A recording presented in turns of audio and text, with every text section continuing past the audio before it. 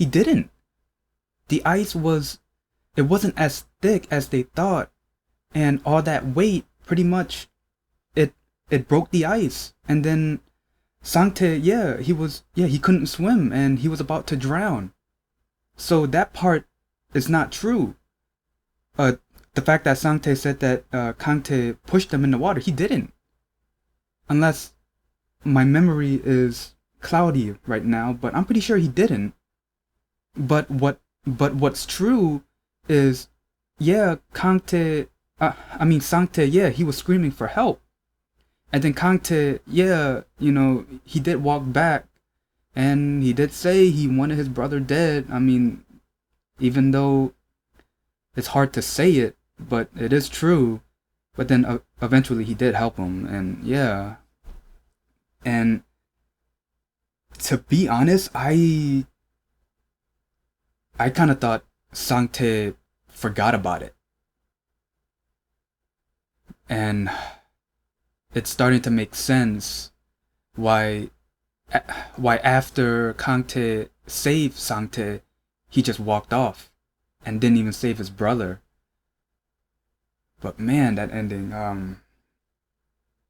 again, I really don't know what to say. While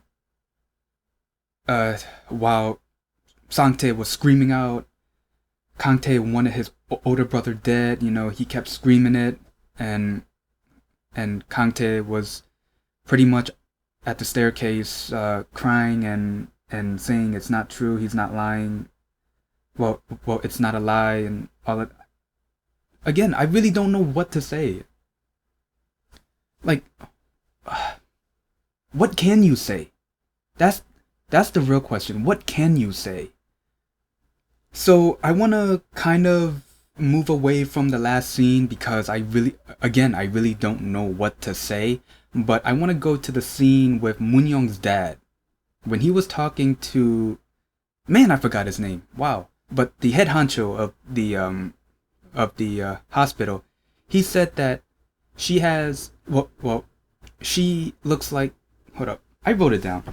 So he said, she is just like that woman.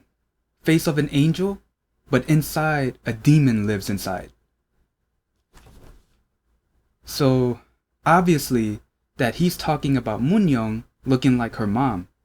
And then he said, she killed someone. That someone has to be Kangtae's mom. I said this before, it is Kangtae's mom. And I think there were some people in the comments, maybe it's not Kangtae's mom, or maybe I was reading the comments from another video that someone else did a review on this drama, but I did read some comments saying that maybe it wasn't Kangtae's mom. I believe it's Kangtae's mom. And then the dad said, but I killed that person, but that person is coming back to kill me. So that person is obviously Moon-young's mom. And I called it. The dad did kill the mom. Now, there were some people in the comments of my video saying that probably the dad didn't kill the mom. He said it himself. I killed that person. But that person is coming back to kill me. That's the mom. I knew it. So, so this is my guess. Moon-young's mom killed Kangtae's mom. That shocked her dad. And that led her dad killing the mom. Now, before he said all of that, the dad did say that he was tricked by this person, Moon-young's mom. And then that led to him saying, face of an angel and all of that. It's confirmed. It's definitely confirmed. But it hasn't been confirmed that Kangtae's mom was killed by her, but I'm starting to believe that. Now, I knew that it was going to come to a point where Kangtae is going to have to choose. Now, there was someone in the comments saying that he can still live his life without choosing between Moon-young and Sangte. That's true. That is true. But for the drama's sake, just to make the drama more interesting, I think I kind of think that he is going to choose. Now, my guess is obviously he's going to choose Moon-young, but it's going to allow Sang-tae to have a major character development to where he can live his life without Kang-tae being near him like 24/7. So that's my guess right there. Now I want to move on to Judy and Mr. Lee. So that one scene where the both of them were gonna get beer, we saw a side of Mr. Lee that we haven't seen before. It was like this nice soft side, manly side that I think that side of Mr. Lee is gonna grow to the point where Judy is gonna have affection towards him. Cause right now, she kind of sees him as like this annoying guy living near her house, or I guess above her house. But we're starting to see just a little bit that Mr. Lee is growing onto Judy. But right now she hasn't grown to the point where she can move on from Kang-tae. But she is definitely getting there. Now, sticking with Judy. Now, I knew that Judy and Moon-young were friends before. I forgot which episode I found that out, but I knew they were friends. I just didn't know they were best friends. Now, Judy was bullied as a kid, and Moon-young, well, she was lonely, and she wanted a friend. And for Judy, having a friend like Moon-young, which allowed her to not get bullied anymore, so they were friends. But then Moon-young saw that Judy wanted to be friends with everybody, not just one person, and Moon-young didn't like it, so she harassed the other kids, which made them scared of being next to Judy. And then in that one scene where